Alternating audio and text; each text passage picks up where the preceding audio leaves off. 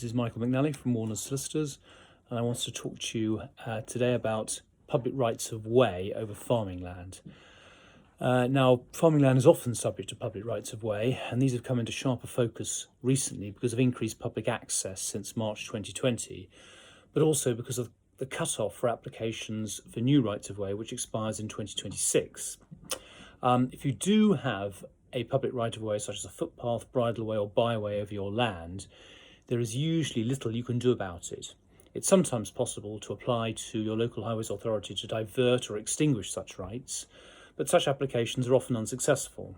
It's therefore important that you try to limit trespass by making it clear to the public exactly where the right of way goes.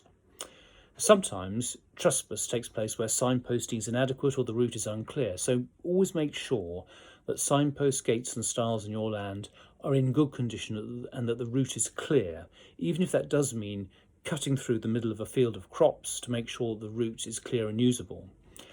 The public's right is only to pass and repass over the route, not to have picnics or to form large gatherings, so you may have to spend time keeping an eye on what the public are doing and directing them accordingly. There's also a risk of the public, often through organisations such as the Ramblers Association, applying to create new public rights of way over your land. Broadly, there are two ways of doing this, either through showing that the public have been walking over a particular route for at least 20 years, or producing historic evidence such as tithe maps, Finance Act maps, other historic evidence to show that the route has always been a public right of way, even though it doesn't appear on the definitive map. Now, dealing with such applications is always time-consuming and expensive, so you need to keep a close eye on activities on your land to make sure the public are not using routes which they are not entitled to. A good way of reducing the risk of a new public right-of-way being created over your land is to make what is known as a Section 31(6) deposit.